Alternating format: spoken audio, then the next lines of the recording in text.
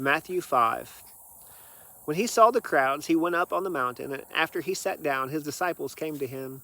Then he began to teach them, saying, Blessed are the poor in spirit, for the kingdom of heaven is theirs. Blessed are those who mourn, for they will be comforted. Blessed are the humble, for they will inherit the earth. Blessed are those who hunger and thirst for righteousness, for they will be filled. Blessed are the merciful, for they will be shown mercy. Blessed are the pure in heart, for they will see God. Blessed are the peacemakers, for they will be called sons of God.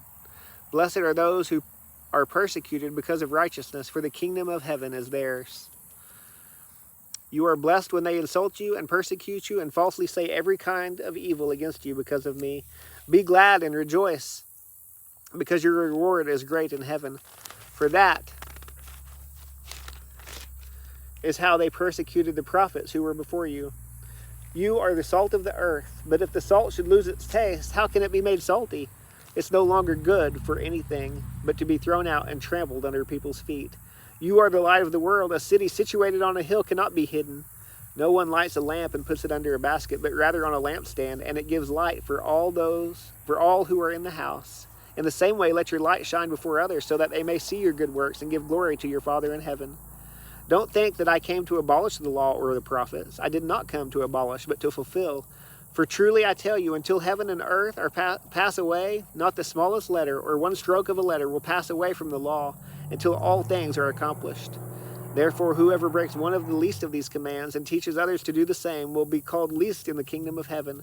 But whoever does and teaches these commands will be called great in the kingdom of heaven. For I tell you, unless your righteousness surpasses that of the scribes and Pharisees, you will never get into the kingdom of heaven.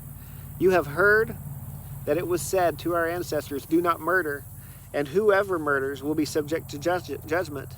But I tell you, everyone who is angry with his brother or sister will be subject to judgment. Whoever insults his brother or sister will be subject to the court. Whoever says you fool will be subject to hellfire.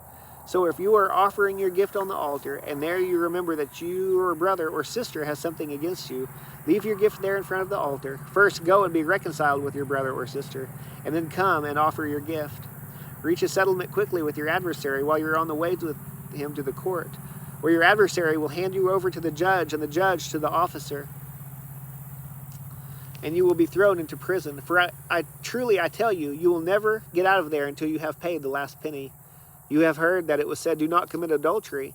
But I tell you, everyone who looks at a woman lustfully has already committed adultery with her in his heart. If your right eye causes you to sin, gouge it out and throw it away, for it is better that you lose one of the parts of your body than for your whole body to be thrown into hell. And if your right hand causes you to sin, cut it off and throw it away, for it is better that you lose one of the parts of your body than for your whole body to go into hell. It was also said, whoever divorces his wife must give her a written notice of divorce. But I tell you, everyone who divorces his wife, except in a case of sexual immorality, causes her to commit adultery. And whoever marries a divorced woman commits adultery. Again, you have heard that it was said to our ancestors, you must not break your oath, but you must keep your oath to the Lord. But I tell you, don't take an oath at all, either by heaven, because it is God's throne, or by the earth, because it is his footstool, or by Jerusalem, because it is the city of the great king. Do not swear by your head, because you cannot make a single hair white or black. But let your eyes yes mean yes, and your no mean no. Anything more than this is from the evil one. You have heard that it was said, an eye for an eye and a tooth for a tooth, but I tell you, don't resist an evildoer. On the contrary, if anyone slaps you on your right cheek, turn the other to him also.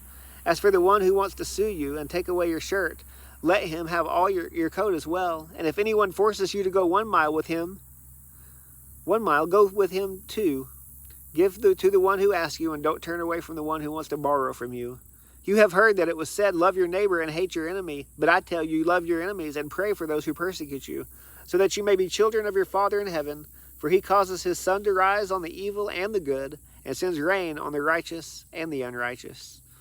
For if you love those who love you, what reward will you have? Don't even the tax collectors do the same. And if you greet only your brothers and sisters, what are you doing out of the ordinary? Don't even the Gentiles do the same? Be perfect, therefore, as your heavenly Father is perfect.